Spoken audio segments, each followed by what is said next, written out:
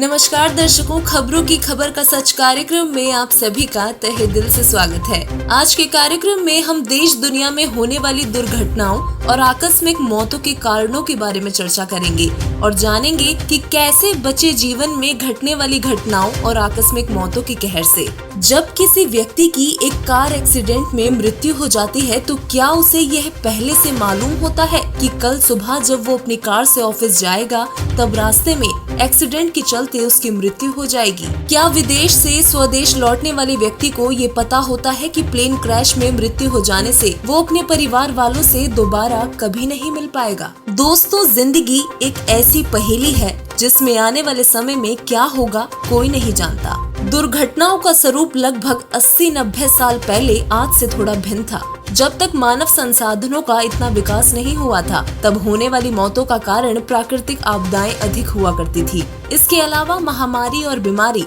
धंधे में नुकसान हो जाना, कर्जा हो जाना, चोरी, लूटपाट, अकाल पड़ना, भूस्खलन, भूकंप, नदी में उफान, पहाड़ों का गिरना, सर्प का डसना, जानवरों द्वारा हमला, डाकुओं द्वारा मार देना, आपसी रंजिश तथा युद्ध के चलते भी बहुत सी मौतें हुआ करती थी। यदि हम बात करें वर्तमान समय की तो अब प्राकृतिक आपदाओं से कहीं ज्यादा मानव निर्मित आपदाएं घटित होने लगी हैं, क्योंकि प्रकृति को नुकसान पहुंचाने का मूल कारण मनुष्य स्वयं है। जी हाँ, पूरी पृथ्वी पर अपना मालिकाना अधिकार समझने वाले मानव ने अपनी प्रगति के लिए पृथ्वी पर से अंधाधुंध पेड़ों को काटने का काम अभी भी चालू रखा हुआ है। कारखानों का धुआं सीधा वायुमंडल में छोड़ा जाता है क्योंकि मनुष्य अभी तक कोई ठोस और दूसरा विकल्प नहीं ढूंढ पाए हैं। वातावरण और प्रकृति से खिलवाड़ का सीधा असर मानव के स्वास्थ्य पे पड़ा है, जिससे न केवल बीमारियों की संख्या में वृद्धि हुई है बल्कि प्रति व्यक्ति की आयु भी कम हो गई है। दोस्तों, दुर्घटनाएं और उसके द्वारा होने वाले नुकसान बिल्कुल बिन बुलाए मेहमान की भांति होते हैं। दुर्घटनाओं का असर अमीर और गरीब दोनों को प्रभावित करता है। अखबार में भी अक्सर ऐसी ढेरों खबरें छपती ही रहती हैं। जैसे कोई 2 वर्ष का बच्चा खेलते खेलते गरम तेल के कड़ाहे में गिर गया, तो कभी बोरिंग वेल में। कोरोना महामारी के इस विकट काल में तो मानो आकस्मिक मौतों का तांता लगा हुआ है। सड़क हादसों में मरने वालों की संख्या भारत में सबसे अधिक है। दोस्तों, पूरे विश्व में सबसे ज्यादा दुर्घटनाएं सड़क हादसों के चलते होती हैं। विश्व बैंक के ताज़ा आंकड़ों के मुताबिक भारत देश में हर 4 मिनट में सड़क हादसे में एक व्यक्ति की मौत हो जाती है। रिपोर्ट के मुताबिक पूरे विश्व में से सड़क दुर्घटनाओं में हताहत होने वाले लोगों की संख्या भारत में सबसे अधिक है। पूरे विश्व के सड़क हादसों में भारत का हिस्सा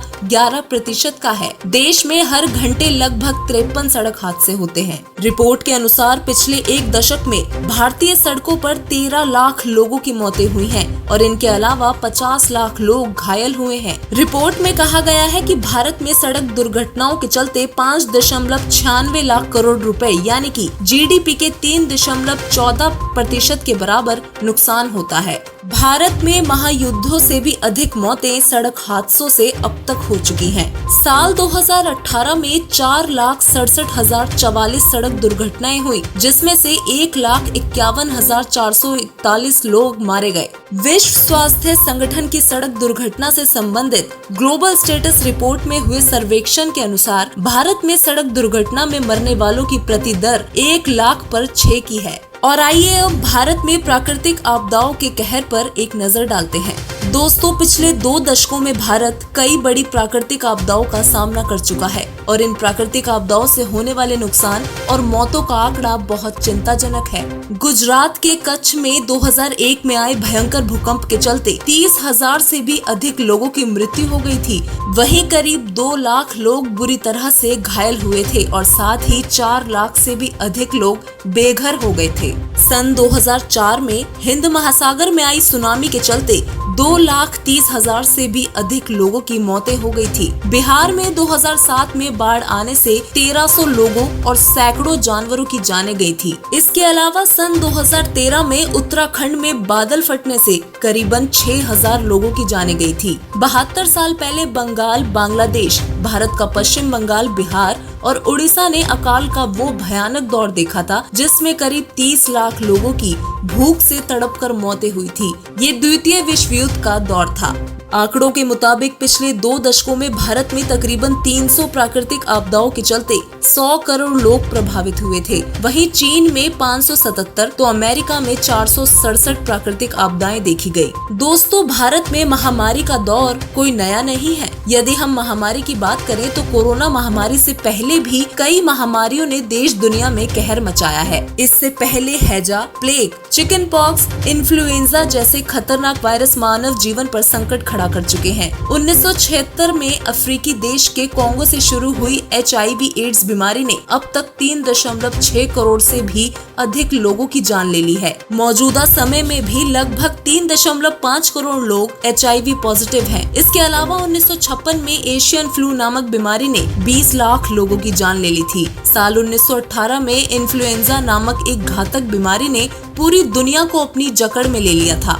इस बीमारी से 2.5 करोड़ लोगों की जानें चली गई थी, जबकि 50 करोड़ लोग इससे बुरी तरह से प्रभावित हो गए।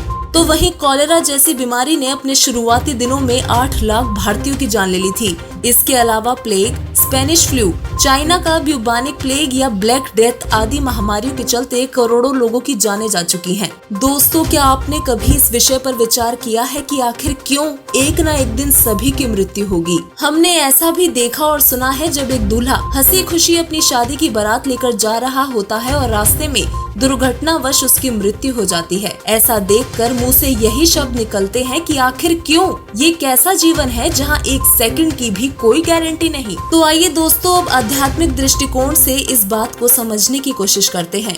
इस संसार में सब कुछ कर्मों पर आधारित होता है। जैसा करोगे उसके प्रतिफल में वैसा ही पाओगे। मनुष्य जीवन की आयु सांसों के मुताबिक तय होती है। जिसके जितने अधिक श्वास उसकी उतनी ही अधिक आयु।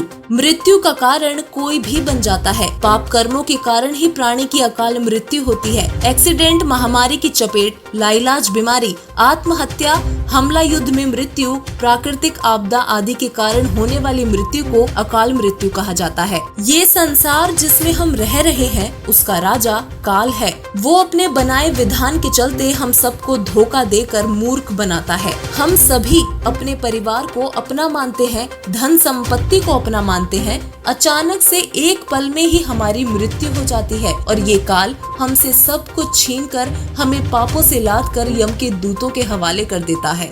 मृत्यु के बाद प्राणी खुद भी रोता हुआ जाता है और परिवार भी उसके पीछे रो रो कर अपना बुरा हाल कर लेता है। फिर दोबारा इस संसार में उसी परिवार में मिलना भी नहीं हो पाता।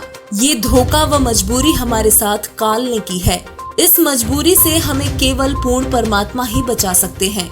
ये दुर्घटनाएं हमारे जन्म जन्मांतर के पाप कर्मों की वजह से हमारे साथ घटित होती हैं। पवित्र वेद गवाही देते हैं कि पाप कर्म को केवल पूर्ण परमात्मा ही काट सकते हैं। पूर्ण परमात्मा साधक की आयु भी बढ़ा सकते हैं। इसी विषय में परमेश्वर कबीर साहिब जी कहते हैं, तुम कौन राम का जपते जापम, ताते कटे ना ये तीनों तापम। प्राणी के तीनों ताप दैहिक, दैविक और आध्यात्मिक, जिसके चलते प्राणी के साथ दुर्घटनाएं होती हैं, उसे ब्रह्मा, विष्णु, महेश या अन्य देवी देवता नहीं काट सकते। उसे तो केवल पूर्ण ब्रह्म अविनाशी परमात्मा कबीर साहिब जी ही काट सकते हैं। इसी विषय में संत गरीबदास जी महाराज बताते हैं, मासा घटे न तिल बढ़े, विधना लिखे जो लेख, साचा सतगुरु मेट कर ऊपर मारे मेघ। पूर्ण संत प्रारब्ध में जमा पाप कर्मों को भी काट सकता है। प्राणी के कर्मों को मिटाकर उनको समाप्त कर सकता है। वर्तमान समय में केवल जगत गुरु तत्वदर्शी संत रामपाल जी महाराज जी ही